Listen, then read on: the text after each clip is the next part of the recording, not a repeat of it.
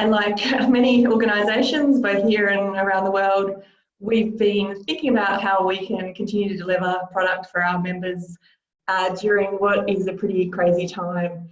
Obviously, a key part of what we do at the Society is we run events, get people talking about topical economic issues. So we're really hoping that this national webinar series will be a great way that we can continue to engage with our members and deliver content. So we have a fantastic panel here for our first one today that Shane Wright, who is the Senior Economics Correspondent from The Age and Sydney Morning Herald, will introduce shortly. We have a really good program that we're starting to lock in. Some upcoming events include, we have Dame Marilyn Waring, Emma Dawson and Julie Smith, who are going to talk about the value of non-market work, which is an issue that is very front of mind for a lot of families at the moment during the COVID crisis. In late June, we have Guy Debelle, the Deputy Governor of the RBA, who's going to talk about monetary policy in a time of COVID. In July, we have Professor Ian Harper, who will be delivering the Ted Evans Public Policy Lecture, which will be even more important this year given Ted's recent parting. And also in July, we're going to run a series of events around the Conference of Economists, which many of us would have been over in Perth for this year. Unfortunately, that's clearly not going to happen, but we hope to run some events at the same time as we would have had that conference, including one where we'll be awarding this year's Economic Society Prize winners. So stay tuned for that. We've got plenty more in the pipeline, and we really hope to have as many of you attending and engaged in these events as possible. So with that, I will hand over to Shane. Thanks, Danny. And I'm coming to you from the press gallery in Canberra. I am one of those who haven't gone working from home. There are plenty of press conferences going on here in the Parliament House, and so there are some of us who still have to go to work and put up with the nation's politicians. But welcome to this ESA event on Australia's fiscal response to the COVID crisis. Too hot, too cold, or just right? And given what's gone on, only in the last 48 hours, you've had the Reserve Bank Governor talk about Australia facing the worst economic downturn since the 30s, predicting an economic contraction of 10 points in the first half of the year. Today, retail trade enjoyed its biggest one-month increase on record, 8.2% up in March, thanks to all those toilet paper and canned tomato hoarders who've gone out and spent a fortune. Wait till see what April looks like. The housing industry says that new home sales have fallen 23% in the same month. There's plenty going on the economic front, and it's also the week that the JobKeeper application system's got underway, and there's already a fair few problems coming through there. A lot going on, and you certainly have a great panel of people to talk about what's going on. Steve Hamilton, Associate Professor of Economics at George Washington University, has worked on budget policy for the Australian Treasury. Very good person to have on this panel. Richard Holden, when he's not appearing in the media, talking all sorts of things. And today, what was it, Richard? A point of view about COVID-19 and whether to give up early or not. Very well respected, well known. And Nikki Hutley, Senior Partner at Deloitte. Also, many of you may have seen her on, say, The Drum or The Project. And given that there's going to be discussion, say, on future stimulus and infrastructure, Nikki's background in effectively modelling microeconomic reform and practices in the private sector will come in very handy today. Just a few little things. We will have a couple of poll questions running. Yes or no, well, there's choices of 3 for your answers. Make sure to click in. You're anonymous in that way, so feel free to go crazy. The 4 panelists, we're going to have a discussion, 3 panelists, 4, sorry. I've forgotten Danny, but she's introduced herself. And everyone knows who Danny Wood is. Well, I'll take that as a granted. We're going to talk for about 40 minutes, and then we'll open for questions after that. We've got plenty of questions to ask here. And first point, people talk about too hot, too cold, or just right, the whole Goldilocks analogy. Don't forget, Goldilocks was chased out of the house by the 3 bears. I have troubles with the Goldilocks analogy, given that Goldilocks, she did get fed, but she didn't survive too long in the house. So with those opening comments, I think we'll get underway. And I'm going to start with Richard.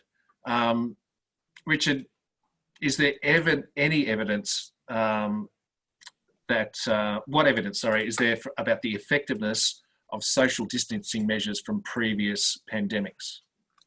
I think it's a great question. It goes to this whole point about when we may relax restrictions and what are the prerequisites for it. Some of the interesting academic work that's come out recently out of the US is looking at the Spanish flu pandemic and looking across the United States at the different social distancing measures that were taken in different cities, large cities and small cities across the United States. And the evidence is pretty persuasive that the cities that took social distancing seriously not only did much better in terms of their health outcomes, but actual bounce back in economic growth was much stronger in those places. So, thankfully we don't have a lot of evidence of these pandemics because they don't happen all that often. But that's the best evidence we have, about it from previous episodes. And of course, if we just look around the world at the current episode, the FT had, I think, a very compelling kind of scatterplot turned into a regression, looking at how quickly countries around the world started serious social distancing measures after their 100th case. And again, you see that the earlier that people got onto this, the better the health outcomes and the economic outcomes eventually will flow from that. Because there is a fair debate going on in certain parts of the world, of the country, about the trade-off that we're seeing between social distancing and the economy. So to Nikki, are economists right to put a value on a life?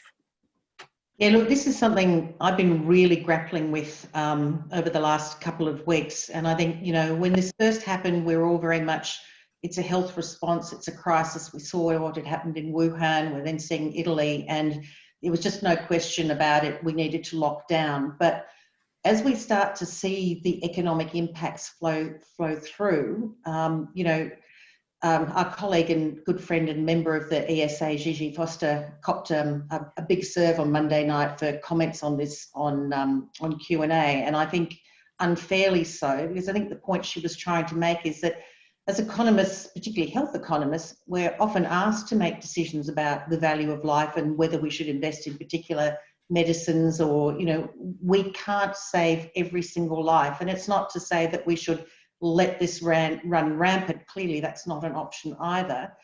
But understanding what the full impact is and therefore what the responses need to be, I think, we need to have much more detailed discussion about exactly how far we're going. It's not just a $200 billion package from the government where, it's not just add 10% of GDP on top of that. What about, mental health outcomes? Because the bill does start to add up very, very significantly. And there is a point at which we need to sort of say, not it's a zero, we do everything or we do nothing, but we do need to start to work out, is there some sort of middle ground where we can get a better balance between some adverse health outcomes and better economic outcomes. Clearly, we do value a statistical life. It's around about 4.9 million in Australia these days for, a lot of policy decision making. But if you ask an individual, how much do you value that life, whether it's your mum or your brother, as opposed to a statistical life, you get a very different answer, of course, because they're, the intangibles are, for most people are unquantifiable. So it's an awful question. There are no good answers. It's Hobson's choice, but we do need to be cognizant in clamping down on and dealing with the health issue of just how deep the economics of this run and trying to understand how we might get some better balance. And hopefully now we're in a great situation in Australia where we have got on top of it. How do we take that forward? Well, Steve, you helped to organise a letter that signed by a few people, including Richard, regarding that, to send out saying that don't shut down, don't open the economy too quickly. What was the driving thought behind the open letter that you sent? What sort of response have you got?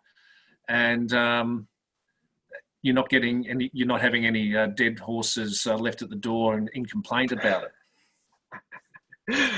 Yeah, no. So there was a stream of commentary, mainly in the media, you know, that had started to bubble up in the last few weeks from a number of people claiming what I thought were, you know, not well economically founded claims. You know, notions that, you know, we would have been better to have no lockdown at all, and that wasn't a straw man. People literally said that. Notions that, you know, an elderly person or a person with comorbidities, because they have a high probability of death in the absence of COVID-19, that they are worth less, and therefore that should strengthen the case to opening up the economy. And I wanted to, you know, we really wanted to make the point that economics is not utilitarianism, right? These two things are not the same, right? And people shouldn't assume, I think, that all economists have this kind of view, right? Lots and lots of economists recognize that actually in many instances, the value of a life is not calculable, right? And that the value of an elderly person is not less than that of a young person who has many years to live, for example. And we wanted to also make the case that even if you did take the utilitarian stance, so even if you put the moral issue aside, so I think that's important, even on a utilitarian basis, it is not easy to make the case that the no lockdown situation would be better than the lockdown situation. I found that kind of case almost so obvious that I wish I didn't have to make it. But nevertheless, you know, a lot of commentators were saying this. So we wrote a letter. Richard was one of the co-authors with Chris Edmund at Melbourne and Bruce Preston at Melbourne. And we made the point in the letter that, you know, the economy will need to open at some point, but that calls to open it prematurely are very dangerous, right? That we have to think very carefully about how to open it, that we should be listening to public health experts on the exact way to open it, right? Before sort of jumping the gun. And moreover, that this notion that, you know, we can have the open economy, you know, tomorrow without any risk of massive economic dislocation due to the effects of an unmitigated virus are not well founded in economics. So the letter has 275 signatures from Australian professional economists. It has some incredibly eminent economists on the list, including you know, a Reserve Bank board member, a former Reserve Bank board member, lots of staffers, former staffers at Treasury and the Reserve Bank. So I was very heartened by, you know, this overwhelming kind of response the letter received, and I think what it did for me is it reinforces a perception, I hope, in Australian society that economists aren't heartless. We're not necessarily, you know, always unable to recognize moral arguments, and that we sort of we don't all have the views that some are espousing in the media. Well, good luck trying to persuade people that economists aren't heartless. But I was going to say, Danny, the Grattan Institute has really been doing a fair bit of research as to how the economy is playing out. What sort of demands is that putting on the organisation, and where do you go in terms of trying to piece together now how it plays out and the best policy positions? Well, I mean, I think we're pretty uniquely placed in that we've got a mix of economists as well as health experts as well. So that's given us kind of a unique position to talk about some of these issues. But, you know, we were very strong proponents for a sort of a hard shutdown.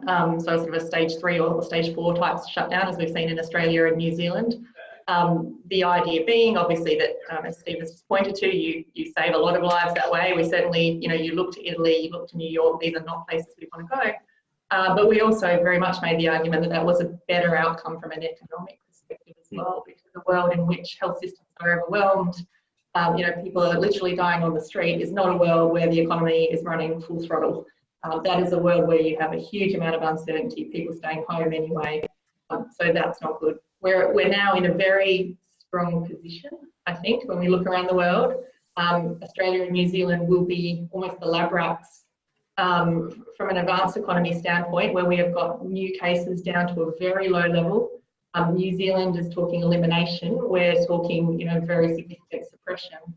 And once you get to a point where cases are down, new cases are flowing at zero, that doesn't mean you're not going to have any more outbreaks. But if you have widespread testing, you have aggressive contact tracing, you may then be at the point where you can slowly start to lift restrictions, do it strategically, do it with the public health advice, monitor the effects as you do each stage, that we may be able to start slowly opening up the economy again and keeping infections under control.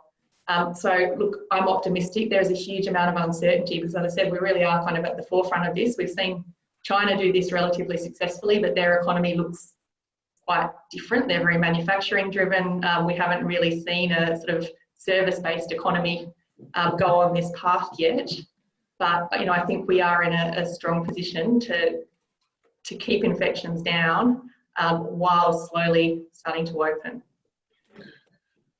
That's our scene set. The main question we're being asked in this is, has the fiscal response been too big, too small, or just right? Nikki, I'll start with you. Where do you reckon we sit? Look, I think we've made a really good start, and I think, notwithstanding some of the implementation problems that we're having, the government has acted and the bureaucracy has acted very quickly to try and minimise the damage as much as possible. Obviously, this is a cushioning of the blow. We know that the impact is going to be very, very substantial. We already know from the brilliant work the Bureau of Statistics is doing, giving us additional data on things like, where we're seeing the job losses, including, by breakdown of gender and age, some fantastic insights into which sectors are being hardest hit. And the government has responded to that very quickly. I'm mindful of the fact it's not that long ago that we had the $17 billion package, and that as little as 24 hours before that, people were saying, 5 billion, maybe 10 billion. And then all of a sudden, within 24 hours, 17 billion didn't seem like very much. And suddenly we were at 60, and then we were at 130. And I think, there is so much we don't know, because we don't know how what the path out of this looks like. The governor of the Reserve Bank talked yesterday about a V-shaped recovery, and that's certainly what we would hope for. But I have to say I'm a bit more sceptical about that. I think this will take longer. We will have to have some restrictions in place, for example, our external borders. And that implies that the government is going to potentially have to do a lot more. I mean, we've already seen them grapple with the issue of Virgin Airlines going into voluntary liquidation administration, and they're not going to be the only ones. So I give them good points, high points for going hard and going fast, for trying as best they can in a terrible situation to use existing structures to get money out there. I am concerned at how many Australians are falling through the gaps, and lots of people have pointed out, who that might include, casuals, migrant workers, even people whose partners may be working who then don't qualify for any support. There are a lot of small businesses out there that are not willing to apply for JobKeeper for their people because they can't or they won't for whatever reason. So I'm concerned at the number of people that are falling through the cracks, and if this persists, I think the government will have to do much more, but they've certainly shown themselves willing. I think as the bills mount up, though, we might see more reticence, and I think that's where the government will truly be tested. They've got off on a good foot, if imperfect. But yeah, the true metal will be what happens, 1 month, 3 months, even a year from now, depending on how the health scenarios play out. I was going to say, Richard, your piece today was on Virgin and how the government should intercede. What's your view about how the stimulus is paid or support? And it's not just the feds. The states have actually, they're stumping up. I think it's somewhere between 20 and 30 billion of their own, and we've actually saw almost a bidding war over Virgin. Yeah.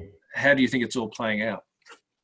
I agree with what Nikki said, that sort of, and in particular, the turnaround from this government that's made you know, its political brand about back in the black and debt and deficits and these kinds of catchphrases, you know, really did turn on a dime when it became obvious that they needed to do something dramatic, and they have done something dramatic. And as people have started to point out, and people have pointed out elsewhere, there are real concerns about sort of under-inclusiveness and people falling between the cracks out of concern about over-inclusiveness. So I think those points and the point about the delivery mechanisms are very important. But I would say overall, I suspect a lot more is going to need to be done later. I was on the record as saying I would have liked to see something more like 80 to 90% wage replacement up to a very generous cap. I think it's worth remembering that average full-time weekly earnings in Australia are about $150 a fortnight, not $1,500 a fortnight. And so that there are a lot of people on JobKeeper who are taking a 50% wage cut who aren't, you know, super rich. They're average full-time weekly wage earners, and they might not be able to be evicted or have their mortgage foreclosed on for 6 months. But when that 6-month time frame comes up, I think you're going to see the sort of ripple effects of potentially not enough stimulus flowing through the economy. And that's all against a backdrop of the fact that the government can borrow at historically incredibly low rates, that it can, that we came into this crisis with a lot of fiscal space, with net debt to GDP at a federal level of 18%, you know, really, really low compared to even one of the best countries in the OECD. And that, you know, if you think about a huge response and think about being able to borrow at less than 1% for the long term, like 10 years, 20 years, possibly even 30 years, you know, the 10-year rate yesterday was 3 basis points. The 3-year rate's 25 basis points. And borrow incredibly cheaply. So $130 billion sounds like a lot. And to service that's $1.3 billion a year. And I think the mindset needs to shift to a kind of post-World War II mindset, a different kind of war, where we thought about shrinking away the debt by growing the economy, shrinking it away as a proportion of GDP, rather than sort of paying it back in the short term with very harsh measures that will come from that. And if you think about what we can service a lot. Now, just today, the AOFM sold another $1.5 billion at 0.846. I'd love a mortgage for maybe not that size, but at that interest rate for the next 10 years. Steve, are you in the, which bear are you in this, on the too hot, too cold, or just right? So, I mean, I think Nikki, Richard and I are singing from the same hymn sheet here. Okay, so I was in the US, I'm a professor in the US, right? So I had some involvement in the US stimulus package.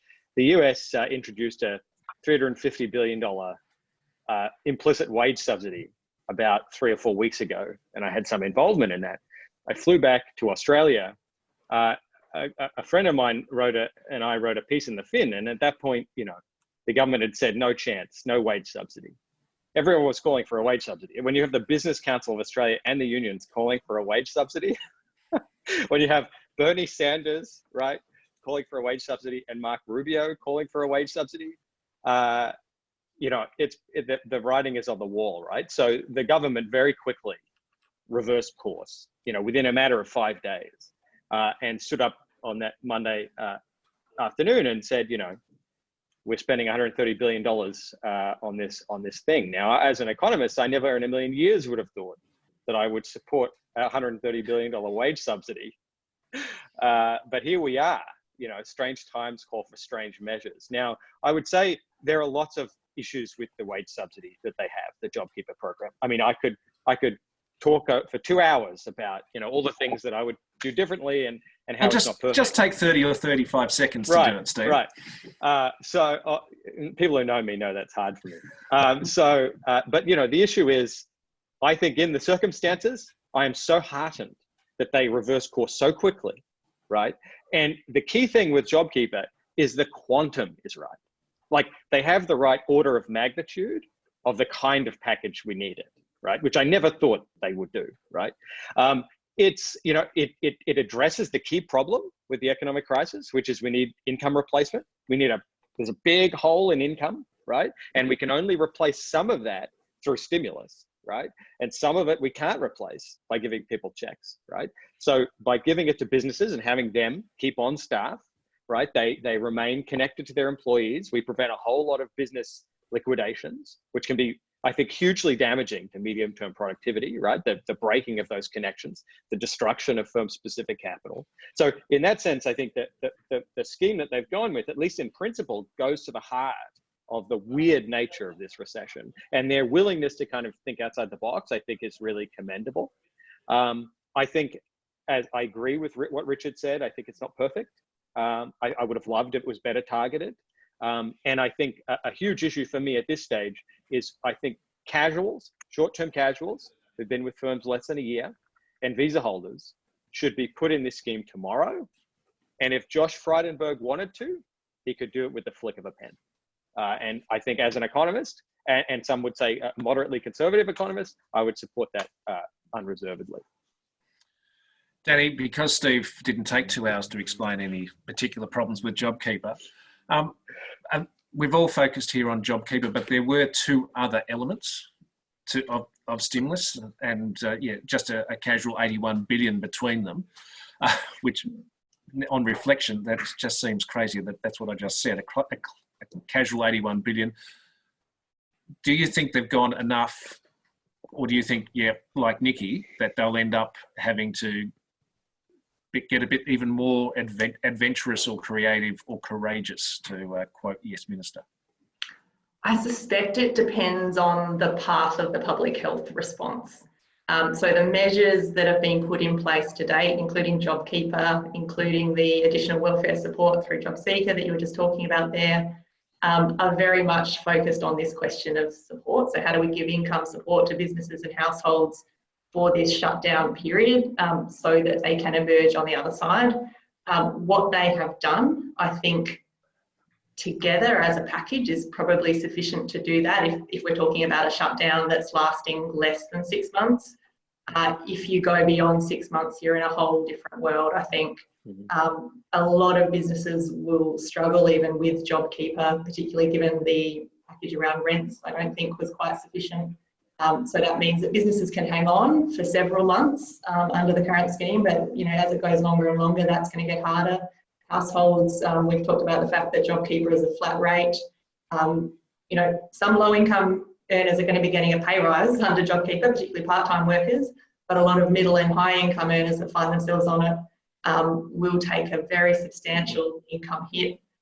That limits their capacity to keep up with the essentials, which we've often taken on, particularly rental costs, based on their pre-crisis income. Again, people can sustain that for a period, but if you start going longer, that gets harder. And then the longer the health crisis goes on, the bigger the second round effects of this whole thing are. People are just going to stop spending on discretionary items the more uncertain they feel. So in that world, which is still it's not the world I hope we'll be in, but it is a potential world that we'll be in. Absolutely, we'll need to see more. And no matter which world we're in, I think we're going to have to see more in terms of stimulus on the other side. So once we've got through the health crisis, and then we're not talking about support anymore. Things have reopened. The economy is still going to be looking really weak, and then we're going to be more in a world of traditional stimulus. The kind of responses we saw to the GFC, for example. So I think there is definitely more to come. And remember, when they passed the JobKeeper package, there was another 40 billion effectively handed to Josh Frydenberg to spend as he sees fit, as this crisis develops. So there's already kind of more put away, and I wouldn't be surprised if we see that increase. Yeah, Matthias Cormann spent about 2 or 3 billion of that 40 billion already, mostly in the health space. So that just disappears. It's, it just comes out of your pocket so quickly. Your point there about more stimulus, I wanted to come to Nikki. Should I be investing in a very fast train between Sydney, Melbourne, Brisbane as a way to, rebuild this great nation post-stimulus? Like, this is your world of looking at infrastructure and whether there's a role. Do you think we'll be seeing some white elephants, pink elephants, or elephants that really are really good value for money? Well, I hope, given the Conservative government's focus for years on the building the school revolution and pink bats as examples of how not to do stimulus, that they will, and I would not actually personally criticise either of those things necessarily, because in a crisis you act the best way you can. But it still means you still need to do a cost benefit analysis. Seriously, if anybody can ever prove a cost benefit case for a very fast train, they're using some very strange mathematics, and very fast trains are old technology. But in all seriousness, there are some really good opportunities here to use stimulus to do things, particularly in the domain of renewable energy and climate change more generally. I think we can make some excellent investments. If you think about the need for rebuilding communities after bushfires, regional Australia more broadly, and some of the investments that we need there, there are some significant opportunities for us to rebuild in better ways. And not just rebuild with infrastructure, but thinking about social infrastructure. If no good came of this, we would have wasted an opportunity. No one would wish coronavirus on a society, but given that we are here, it is really important that we take the opportunity to say, going forward, we're going to need more stimulus. What is it that we need to do, and how do we do that better? And the New South Wales government, we're talking about federal government packages, but all the states have got packages to varying degrees. One thing for the New South Wales government has actually been bringing forward of maintenance spending on a lot of their assets. So we know that regional roads are in a terrible state of disrepair, and that does improve productivity given the amount of regional freight that we have in this country. So there are lots of very healthy grey elephants that could have money spent on them through fiscal stimulus. Infrastructure Australia has a giant priority list that's been through all the hurdles. So there is no reason why we can't use fiscal stimulus to improve productive capacity and also to deal with some of the challenges like climate change, and at least find some small silver linings in this very dark night that we're going through. I want to come to you, Steve, and this goes to Phil Lowe's comments yesterday, and I will get through to Richard and Danny about different elements of it. But you love a bit of tax. The governor, who he has banged this drum in some sort of manner for the past year about tax reform. He references income, consumption, and land. Here's your chance. Where do you think there needs to be a discussion at the policy level by the federal government and Treasury and the opposition? Well, I won't start by talking about the separation of aggregate supply and aggregate demand. Thank goodness for that. So I think here's what I think. I think we're going to have a large amount of additional debt, and there's no getting around that. I think Richard's point that a lot of that debt can be deflated away with economic activity is true, and that puts all the more emphasis on us doing things like Nikki suggested, productivity enhancing investments. The more of that we do, the quicker we'll pay that debt down. The quicker we'll shrink debt to GDP down, right? Having said that, I think the other thing that this crisis, and by the way, fix the NBN. We're all at home. We're all relying on these internet connections. We're going to be doing that even more in the future. Fix the NBN. Anyway, so the other thing that I would say is, this additional debt and the need to pay it down, I think does put a lot more emphasis on the sort of really poor state of our tax system.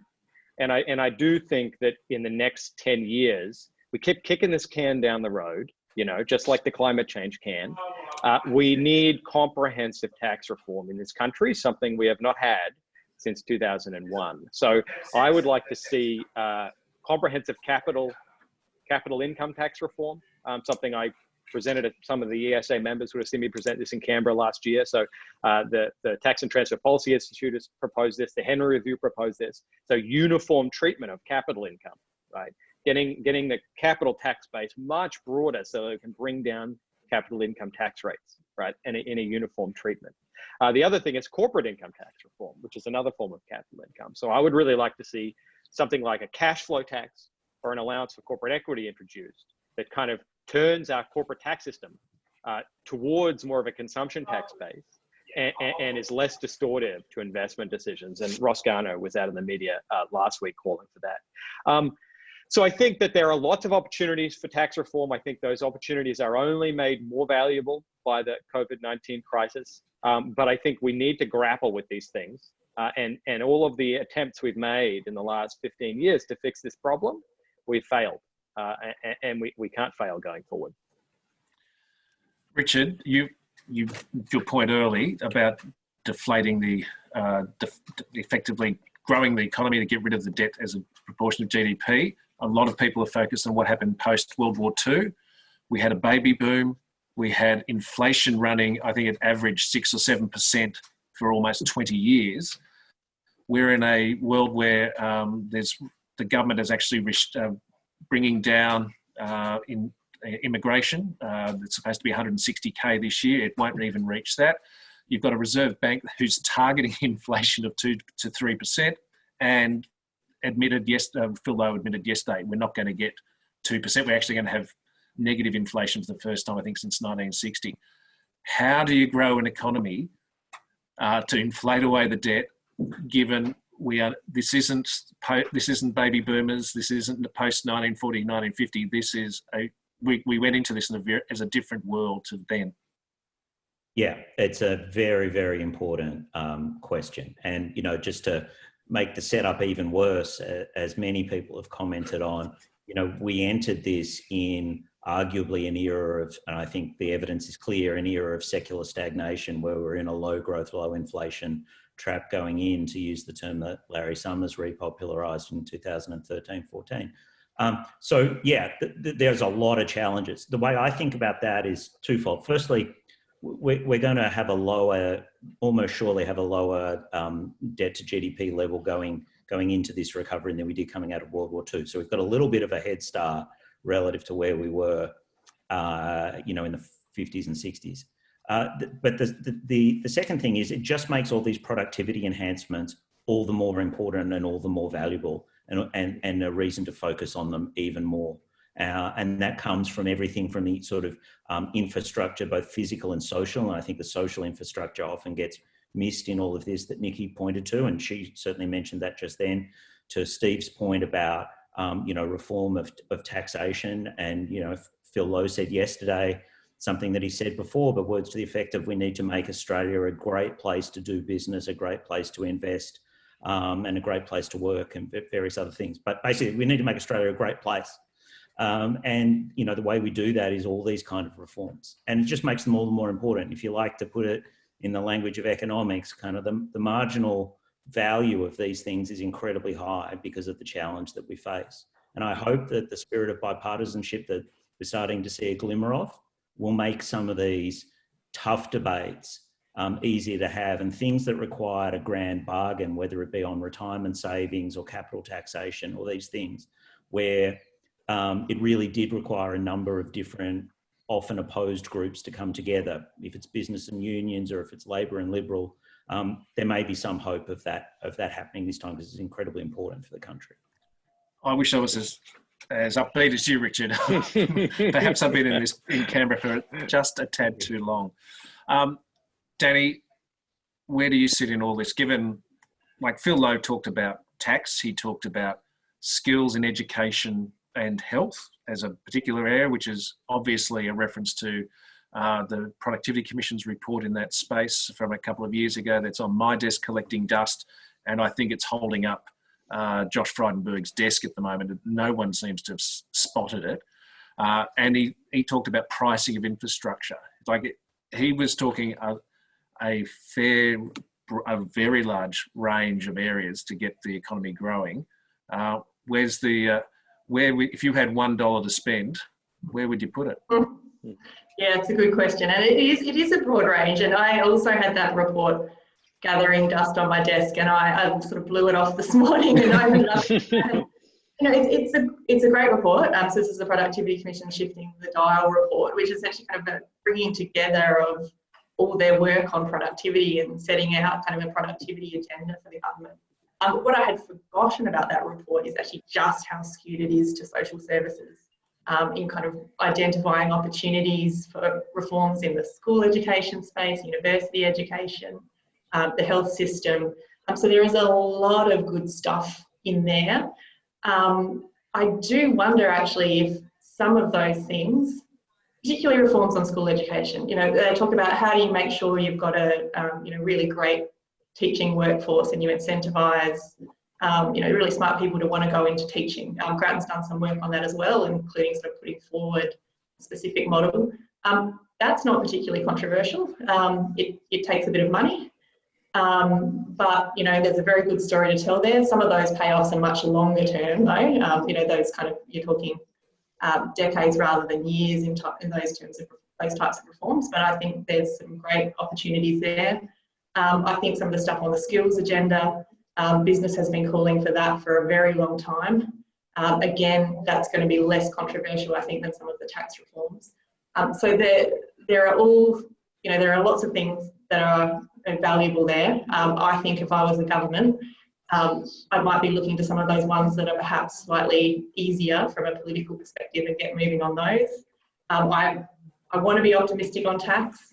I agree with everything that Steve and Richard said, but I'm already seeing signs that people are kind of going back to their old corners, and it just feels like we're having that same discussion that we've been having for the last decade already. And it just makes me want to sort of bash my head against a brick wall, to be honest. Oh, please don't do that. Yeah, don't do that. We've still got another 20 minutes to go, so just hold back. So now that we've hit that point, I'm going to take a few questions from our listeners and watchers. And I'm going to go first to you, Richard, because this is right up your alley. Should Virgin have been bailed out? So yes, but with a caveat about, I think bailout is a sort of a value-laden term and a misunderstood term. So what John Asker, who's an Australian, who's a professor at UCLA, and I wrote about in the Herald this morning, was that we think that, and I think it should have already happened, but it might still, should have received, call it the $1.4 billion they were asking for from the government in a convertible loan. So if it's not paid back, it would completely wipe out the existing equity holders. So this isn't a bailout of, foreign government-owned airlines who are shareholders in Virgin. This would be a way of trying to do two things. One, make sure that we have two full-service domestic airlines in Australia. And so I won't go through the numbers now, but in that piece, we went through some numbers about what you think might happen and what you would need to believe to think about the payback on a loan like that by having two players in the market rather than Qantas having a monopoly over the full-service airline routes in Australia.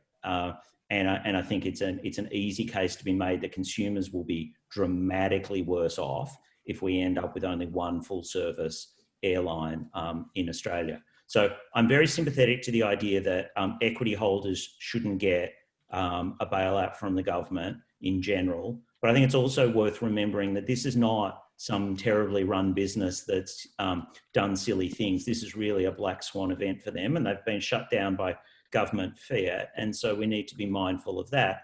I'm also very mindful of the 10,000 workers who work there.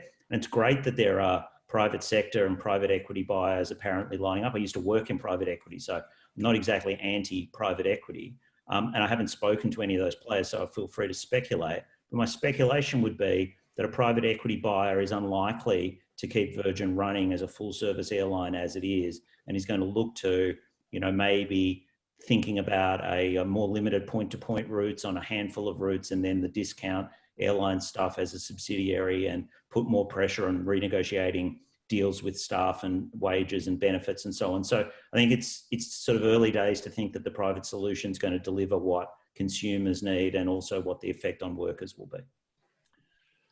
Another question here. Can the panel comment on the sustainability of the gig economy over the next 18, 24 months? Anyone want to volunteer an answer? Can I just jump in and go for it, Nikki? And say, we did a lot of work last year on the future of work as part of our Building the Lucky Country series. And this idea of the casualisation of the Australian workforce is actually not borne out by the statistics. It has stayed roughly at 25% for a very long time. And now maybe we're casualised in different ways, and maybe the casual workforce has less power or has lower wages. You know, if you think of the sort of Uber and Deliveroo kind of models, clearly that's there. But the idea that there's this wholesale, you know, casualisation of the workforce just is not actually right. There's a lot of things that we think, you know, that tropes that come into our thinking that are just not correct on all sorts of things, and part of that's, you know, social media, and part of it's just somebody grabbing hold of an idea and running with it as fact, as we see so often these days. That doesn't mean that those who are casualised don't face very difficult times, and a lot of them obviously would be falling through the cracks in terms of not being eligible for JobKeeper. But they would potentially be eligible for, at least for job seeker, and that's always you know, worth remembering. You know, do we have a larger problem with the way the Australian workforce looks? I mean, that's part of the globalisation issue, and it's probably something that's well outside the scope of, you know, what we're talking about today. I mean, there are questions about, you know, do we want a universal basic income, and is that the right thing to do? And, you know, what does the future of society look like if we've got increased amounts of automation in our supply chain? Although we still think there's going to be lots of room for what we call jobs of the heart, which is the services, caring jobs, health, aged care, education, all of those sorts of things for a long time to come. And however much automation you have, you still need people to program it and make sure it works. So I'm probably less bearish about the future of work than many other people are.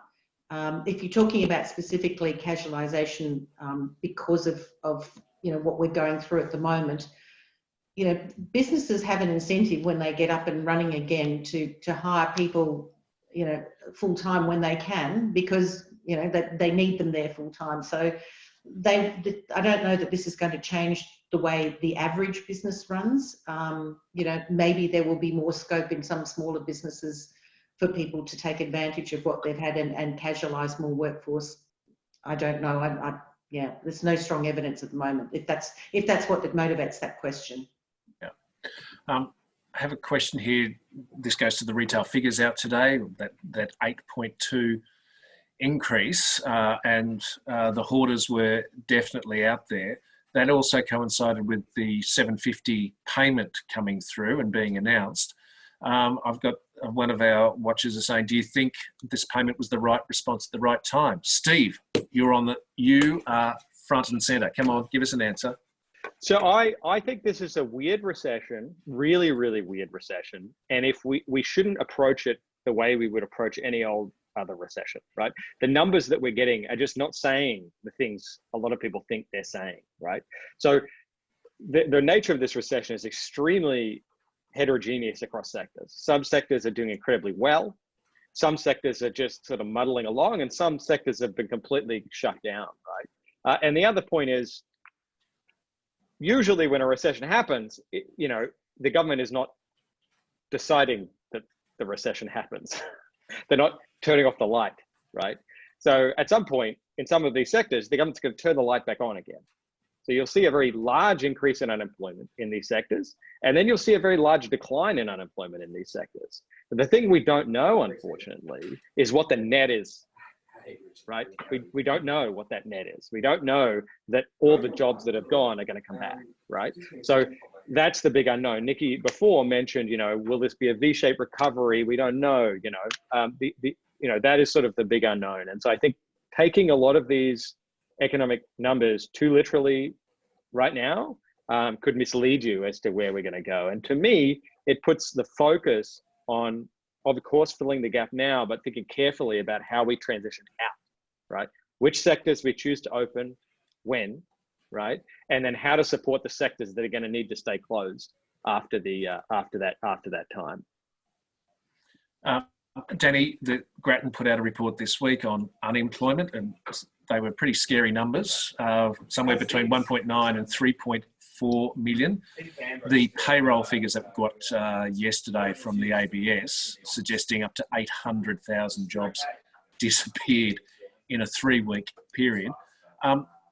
One, do where do you think underemployment is going to go? And which goes further on to the suggestion that there'll be a sharp recovery. And Phil Lowe had his fingers crossed as he said, yes, I think we can see a big bounce next year. How do you have a strong recovery if you've got unemployment at an elevated level and underemployment at seemingly much higher? Yeah, it's an important question. So if I just take the first bit about underemployment, I think we will see that go much, much higher. And that's partly to do with the design of the JobKeeper scheme. So a really good thing about that scheme compared to schemes in the UK is that it does pay people that are still in work.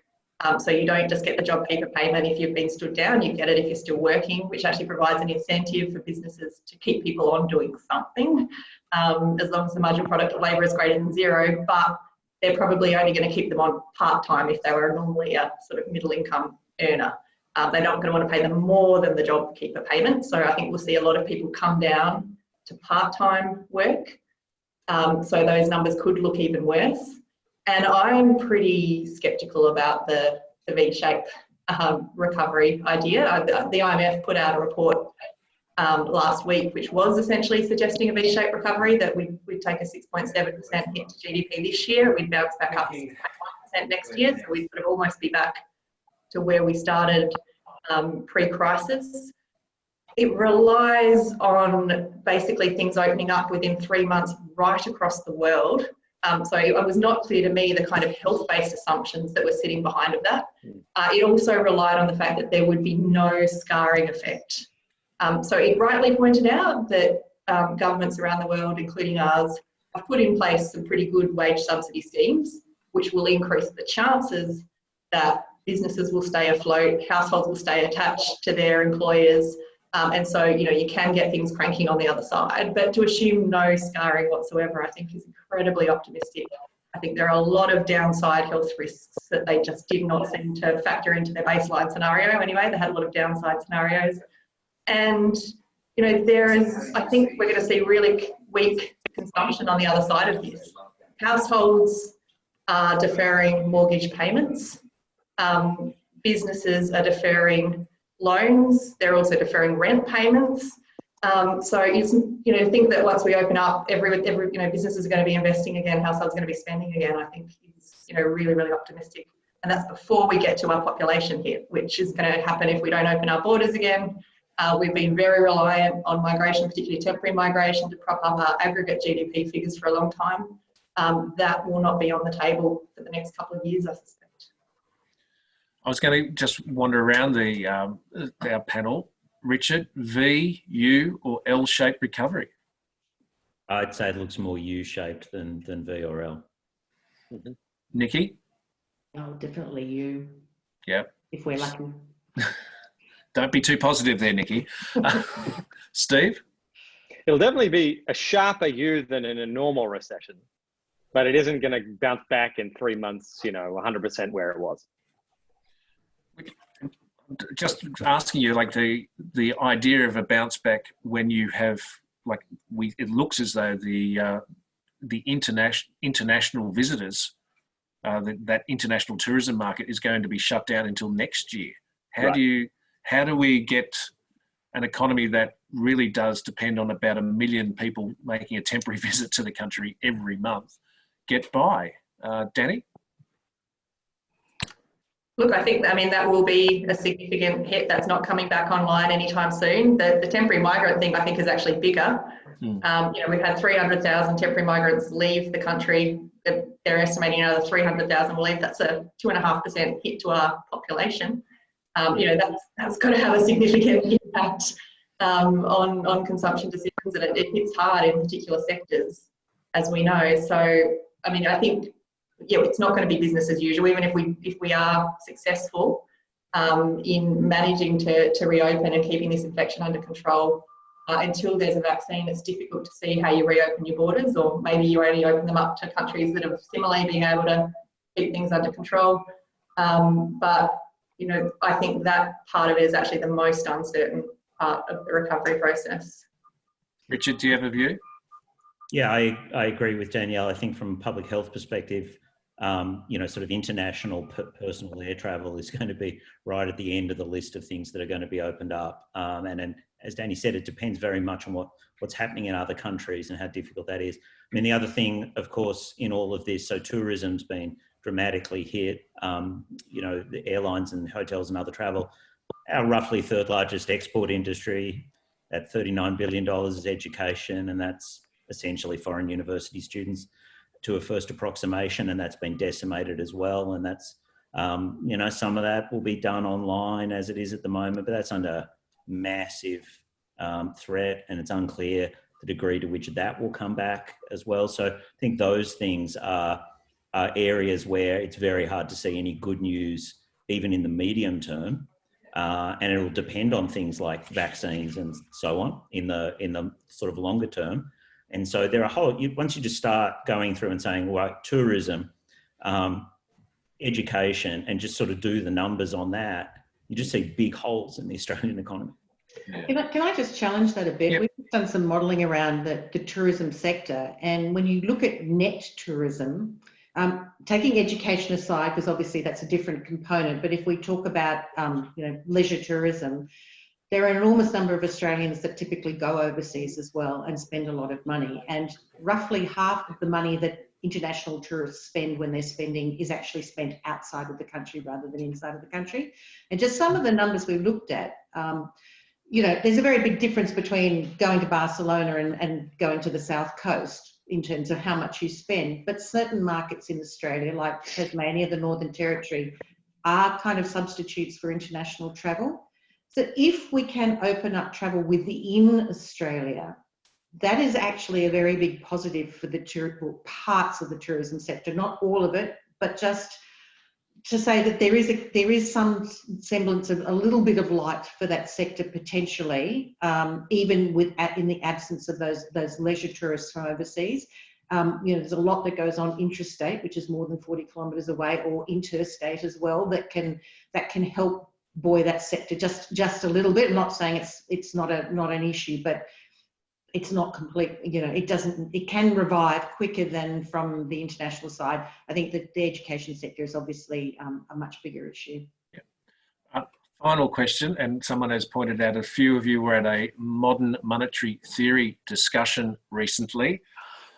Well, I can see Nikki's ready, and Steve are ready to. Not me.